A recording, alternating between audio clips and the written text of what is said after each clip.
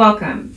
Have you ever heard of C-PTSD, also known as complex or childhood post-traumatic stress disorder? I'll explain it all in this video.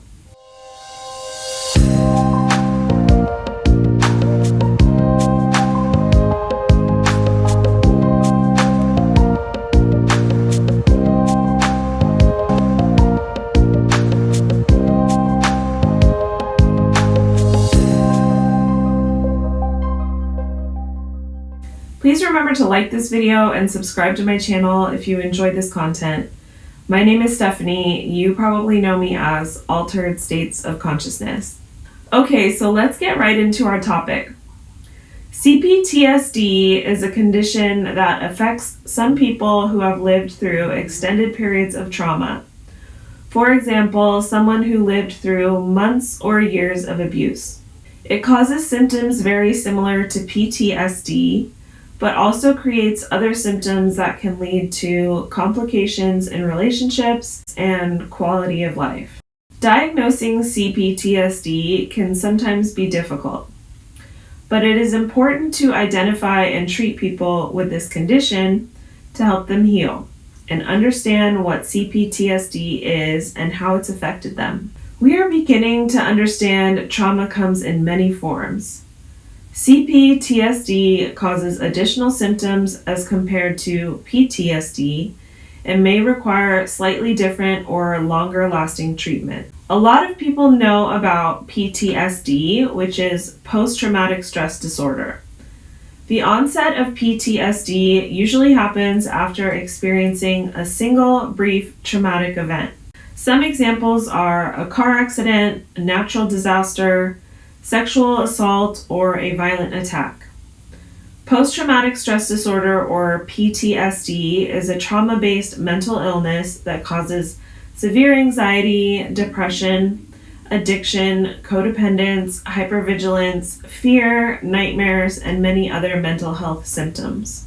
When we experience a traumatic event, we have 4 innate responses that manifest. These are known most commonly as fight or flight. You may have also heard of the freeze response. Additionally, there is also a 4th possible response, the fawn response. Flight includes running or fleeing the situation.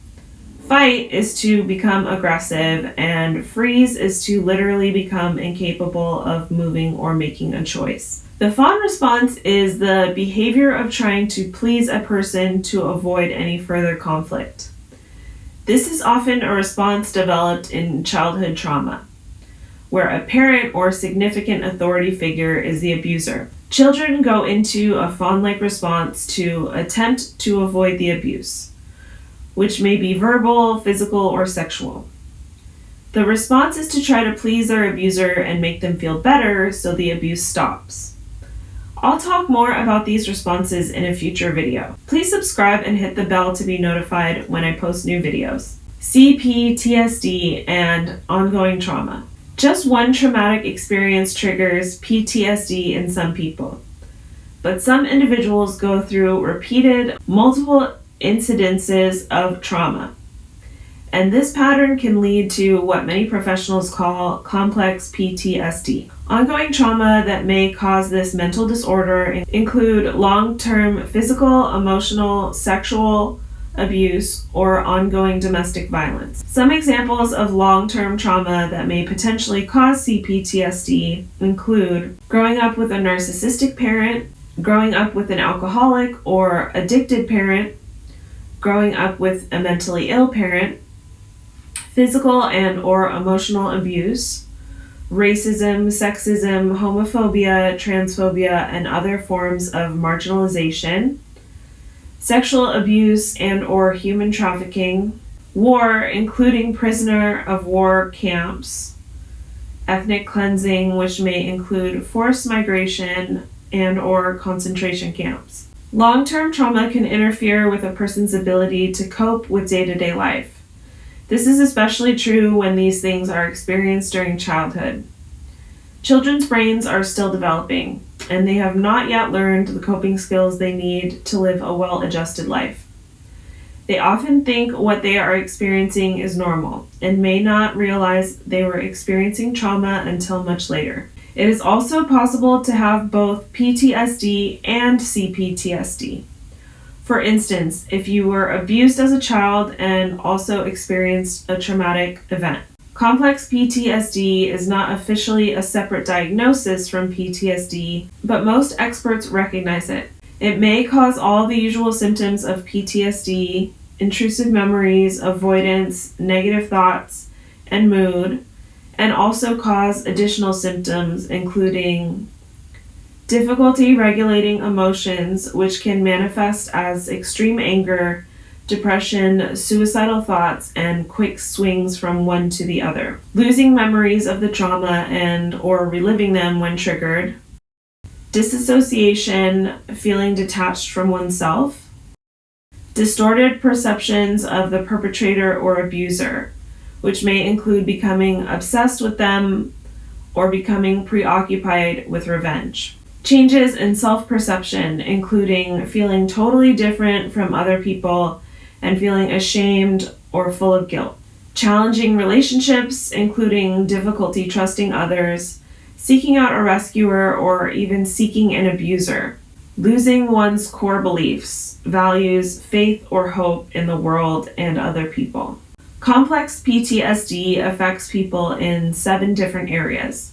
Emotional regulation, trouble labeling and expressing your feelings. Behavioral control and impulse control. For example, trouble following rules or making decisions, anger problems, eating disorders, and or abusing drugs and alcohol. Attachment, trouble developing healthy boundaries, isolating yourself, and not trusting other people. Biology, chronic pain and medical problems, lack of coordination. Disassociation, memory loss, feeling detached from your own mind or body, trouble knowing what is and isn't real. Thinking, the person could have trouble concentrating, learning, or completing tasks. Self-concept, which would be a feeling like you don't know who you are, low self-esteem or body image, guilt, and toxic shame. There's a lot of overlap with the classic symptoms of PTSD, but there's also overlap with other mental health conditions like depression, anxiety, sleep disorders, and attention deficit hyperactivity disorder. People who experience CPTSD are at higher risk for all of these conditions. It may be extremely difficult to treat without addressing the underlying trauma first. How is complex PTSD treated? Like other mental health conditions, complex PTSD can be treated using a combination of therapy, mindfulness, lifestyle changes, and sometimes medication is needed.